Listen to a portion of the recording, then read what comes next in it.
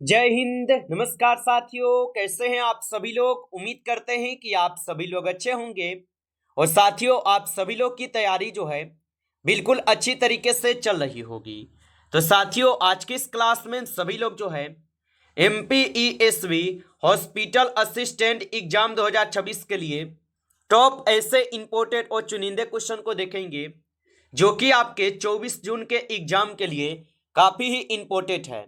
तो आप इस क्लास को बिल्कुल अच्छी तरीके से लास्ट तक देखिएगा और इस क्लास में दिए जाने वाले इन सभी क्वेश्चनों को आप अच्छी तरीके से जरूर याद कर लीजिएगा, जिससे कि आप जो है अपने एग्जाम में सभी क्वेश्चन को आसानी तरीके से बना पाएंगे। तो चलिए क्लास को स्टार्ट करते हैं। उनसे पहले यदि आप इस चैनल पे पहली बार जुड़े हैं तो आप इस चैनल को सब्सक्राइब कर लीजिए और सब्सक्राइब करके ऑल नोटिफिकेशन को ऑल पे दबा के जुड़ जाइए, जिससे कि जब भी कोई नई क्लास हो सबसे पहले क्लास का नोटिफिकेशन आपके पास जो है पहुंच सके। तो आप इस चैनल को सब्सक्राइब कर लीजिए, साथ ही साथ आप जो है इस क्लास को भी लाइक जरूर कर लीजिएगा। तो चलिए क्लास को स्टार्ट करते हैं और देखिएगा क्वेश्चन क्या पूछा है।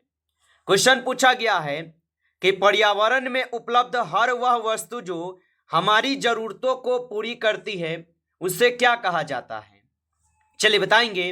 ये सभी क्वेश्चन काफी इंपॉर्टेंट और चुनिंदे क्वेश्चन हैं जो कि आपके एग्जाम में 100% आपको ये सभी क्वेश्चन पूछे जाएंगे। और बताइए कि पर्यावरण में उपलब्ध हर वह वस्तु जो हमारी जरूरतों को पूरी करती है उसे क्या कहा जाता है।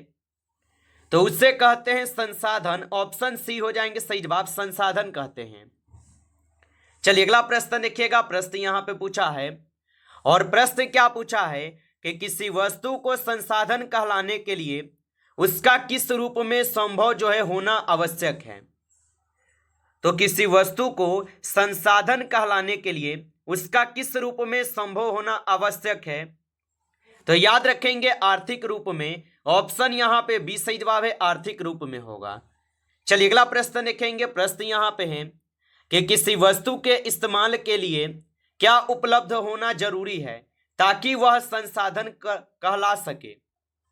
चलिए बताइए। तो किसी वस्तु के इस्तेमाल के लिए क्या उपलब्ध होना जरूरी है ताकि वह संसाधन कहला सके। तो याद रखेंगे प्रौद्योगिकी होनी जरूरी है। ऑप्शन यहां पे बी सही जवाब हो जाएंगे। चलिए अगला प्रश्न देखेंगे। प्रश्न यहां पे पूछे गए हैं कि किसी वस्तु के संसाधन बनने के लिए उसका समाज में कैसा होना आवश्यक है। तो किसी वस्तु के संसाधन बनने के लिए उसका समाज में होना कैसा आवश्यक होगा। तो याद रखेंगे आप सांस्कृतिक रूप से मान्य। ऑप्शन ए सही जवाब है। चलिए अगला प्रश्न देखेंगे। प्रश्न यहां पे 5 नंबर है कि निम्नलिखित में से कौन सी एक संसाधन कहलाने की शर्त नहीं है। तो निम्नलिखित में से कौन सी एक संसाधन कहलाने की शर्त नहीं है। तो याद रखेंगे यहां पे बहुराष्ट्रीय कंपनी का नियंत्रण। ऑप्शन सी हो जाएंगे इस क्वेश्चन का सही जवाब। चलिए अगला प्रश्न देखिएगा। प्रश्न यहां पे पूछे गए हैं कि उत्पत्ति के आधार पर संसाधनों को किन 2 प्रकारों में बांटा गया है। चलिए बताएंगे। तो उत्पत्ति के आधार पर संसाधनों को किन 2 प्रकारों में बांटा गया है। तो इनको बांटे गए हैं आपके किस में। तो इनको बांटे गए हैं आपके जैव और अजैव में। ऑप्शन यहां पे 20 क्वेश्चन का सही जवाब है, जैव और अजैव में बांटे गए हैं। आगे देखिए अगला प्रश्न यहां पे दिए गए हैं 7 नंबर कि वे संसाधन जिनमें जान होती है उन्हें क्या कहा जाता है। तो वे संसाधन जिनमें जान होती है उन्हें क्या कहा जाता है।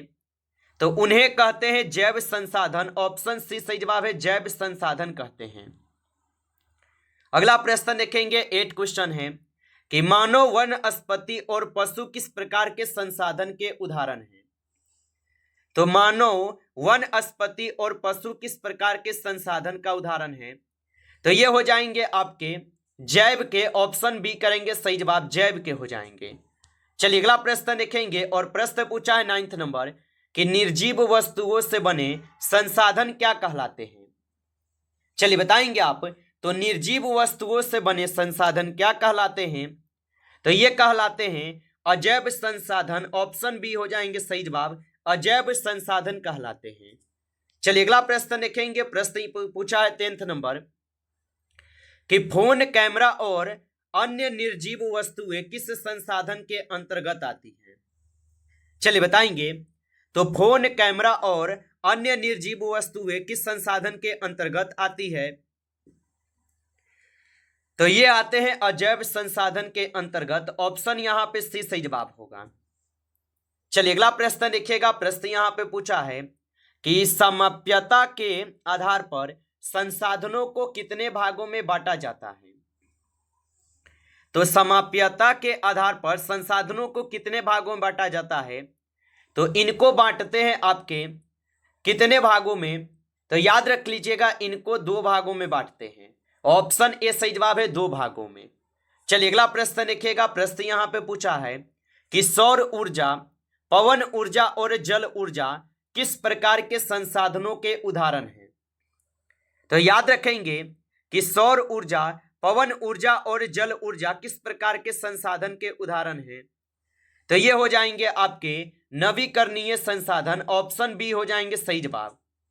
चलिए अगला प्रश्न देखेंगे। प्रश्न यहां पे पूछा है कि वे संसाधन जिन्हें बनने में बहुत लंबा समय लगता है और एक बार इस्तेमाल होने के बाद खत्म हो जाता है, क्या कहलाते हैं? तो वे संसाधन जिन्हें बनने में बहुत लंबा समय लगता है और एक बार इस्तेमाल होने के बाद खत्म हो जाते हैं, क्या कहलाते हैं? तो ये कहलाते हैं अनवीकरणीय संसाधन। ऑप्शन बी हो जाएंगे सही जवाब। चलिए अगला प्रश्न देखिएगा। प्रश्न यहां पे पूछा है कि कोयला, पेट्रोलियम और प्राकृतिक गैस किस संसाधन के उदाहरण हैं? चलिए बताएंगे। तो कोयला, पेट्रोल और प्राकृतिक गैस किस संसाधन के उदाहरण हैं? तो ये हो जाएंगे अनवीकरणीय के उदाहरण। ऑप्शन ए सही जवाब है, अनवीकरणीय के उदाहरण हैं। चलिए अगला प्रश्न देखेंगे कि स्वामित्व के आधार पर संसाधनों का वर्गीकरण कितने प्रकार से किया गया है? तो स्वामित्व के आधार पर संसाधनों का वर्गीकरण कितने प्रकार से किया गया है? तो इनको किए गए हैं आपके 4 प्रकार से। ऑप्शन सी सही जवाब होगा। चलिए अगला प्रश्न देखेंगे और 17 क्वेश्चन है कि जो संसाधन किसी एक व्यक्ति की निजी संपत्ति होते हैं उन्हें क्या कहते हैं? तो जो संसाधन किसी एक व्यक्ति की निजी संपत्ति होते हैं उन्हें क्या कहते हैं? तो याद रख लीजिएगा, उन्हें कहते हैं आपके व्यक्तिगत संसाधन। ऑप्शन बी सही जवाब है, व्यक्तिगत संसाधन। आगे देखिए अगला प्रश्न यहां पे दिए गए हैं। 18 नंबर क्वेश्चन है कि आपका घर या जमीन किस प्रकार के संसाधन का उदाहरण है? तो आपका घर या जमीन किस प्रकार के संसाधन का उदाहरण है? तो ये हो जाएंगे आप सभी लोग का व्यक्तिगत। ऑप्शन बी सही जवाब है, व्यक्तिगत हो जाएंगे। चलिए अगला प्रश्न देखिएगा। प्रश्न यहां पे दिए गए हैं। 19 क्वेश्चन है कि जिनका उपयोग पूरे समुदाय द्वारा किया जाता है वे संसाधन क्या कहलाते हैं? तो जिनका उपयोग पूरे समुदाय द्वारा किया जाता है वे संसाधन क्या कहलाते हैं? तो वे संसाधन कहलाते हैं सामुदायिक संसाधन। ऑप्शन सी हो जाएंगे सही जवाब। चलिए अगला प्रश्न देखेंगे। प्रश्न पूछा है कि पार्क, मंदिर और शमशान घाट किस संसाधन के अंतर्गत आते हैं? चलिए बताइए। और आप अभी तक इस क्लास को लाइक नहीं किए हैं तो क्लास को आप लाइक कर लीजिएगा। नए जुड़े हैं आप इस चैनल पे तो चैनल को सब्सक्राइब करके ऑल नोटिफिकेशन को भी ऑल पे दबा के जुड़ जाइए, जिससे कि जब भी कोई नई क्लास हो सबसे पहले क्लास का नोटिफिकेशन आपके पास जो है पहुंच सके। तो आप इस चैनल को सब्सक्राइब कर लीजिएगा। और बताएंगे आप कि पार्क, मंदिर और शमशान घाट किस संसाधन के अंतर्गत आते हैं? तो ये आते हैं सामुदायिक संसाधन के अंतर्गत। ऑप्शन बी सही जवाब है। चलिए अगला प्रश्न देखेंगे और 21 है कि जो संसाधन पूरे राष्ट्र के होते हैं और सरकार उन पर नियंत्रण रखती है क्या कहलाते हैं? तो जो संसाधन पूरे राष्ट्र के होते हैं और सरकार उन पर नियंत्रण रखती है क्या कहलाते हैं? तो ये कहलाते हैं आपके राष्ट्रीय संसाधन। ऑप्शन सी हो जाएंगे सही जवाब। चलिए अगला प्रश्न देखिएगा। प्रश्न यहां पे है कि सड़कें, सरकारी अस्पताल और रेलवे किसका उदाहरण है? तो सड़कें, सरकारी अस्पताल और रेलवे किसके उदाहरण होगा?